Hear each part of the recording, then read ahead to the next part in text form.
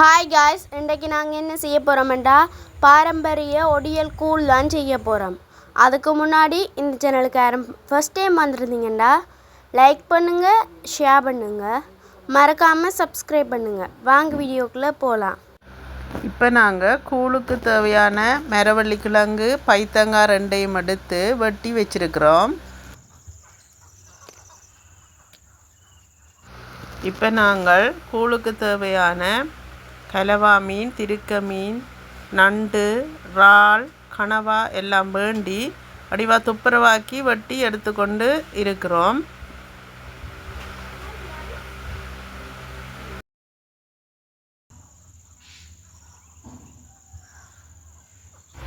இப்போ பார்த்தீங்கன்னா வெட்டி எடுத்து வச்சிருக்கிற நண்டு, கனவா, இறால், திருக்க மீன், கலவா மீன் எல்லாத்தையும் வடிவாக கழுவி தனியாக எடுத்து வச்சிருக்கிறோம்.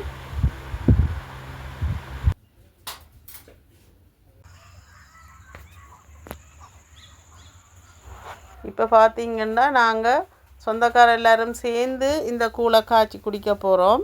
அதால் கொஞ்சம் பெரிய பாத்திரமாக பெரிய ஒரு டாசர் எடுத்து தண்ணி அதில் விட்டு அடுப்பெல்லாம் மூட்டி தண்ணியை கொதிக்க வச்சுருக்கிறோம்.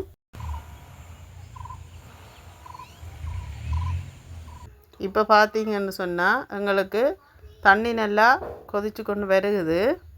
இனி நாங்கள் முதலாவதாக நண்டு தான் சேர்க்க போகிறோம். முதலாவது கூழுக்கு இப்போ பாருங்கள் நண்டை சேர்த்தாச்சு. நண்டு கொஞ்சம் அவிஞ்சு வாரத்துக்கு நேரம் தேவைன்றபடியாக முதலாவதாக நண்டை அவிய விட்டுருக்குறோம்.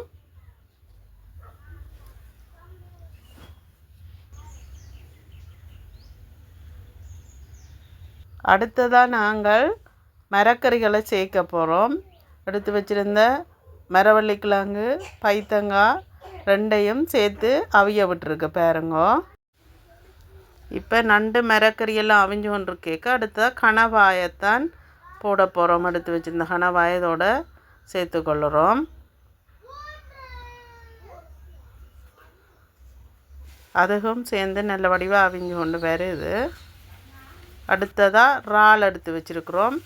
அதையும் இதோட சேர்த்துக்கொள்ள போகிறோம். இப்போ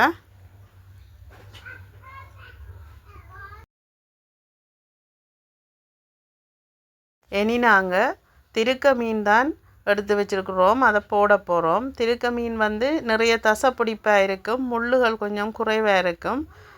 அதனால் அதையும் சேர்க்க போகிறோம். இப்போ நாங்கள் முதல் போட்ட கடல் உணவுகள் எல்லாம் அவிஞ்சிட்டான்னு பார்த்துட்டு திருக்க மீனை சேர்த்துக்கொள்ளுறோம். இனி நாங்கள் கலவா மீனைத்தான் சேர்த்துக்கொள்ள போகிறோம். அது வெட்டி எடுத்து வச்சுருக்குறோம். அதைத்தான் கடைசியாக சேர்த்துக்கொள்ள போகிறோம். அது கொஞ்சம் சாஃப்டான பஞ்சு போட மீனண்டபடியாக அதை நாங்கள் கடைசியாக சேர்த்துக்கொள்கிறோம். மென்மையாக அவிஞ்சு கொள்ளுமண்டபடியாக. இப்போ எல்லாத்தையும் சேர்த்து வடிவாக ஒருக்கா கிளறி விடுறோம்.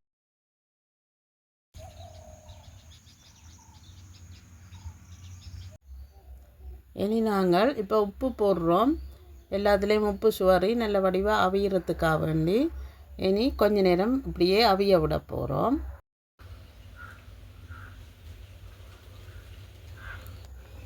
இப்போ நாங்கள் புளியையும் ஒடியல் மாவையும் நல்ல வடிவாக சேர்த்து கரைச்சி எடுக்கிறோம்.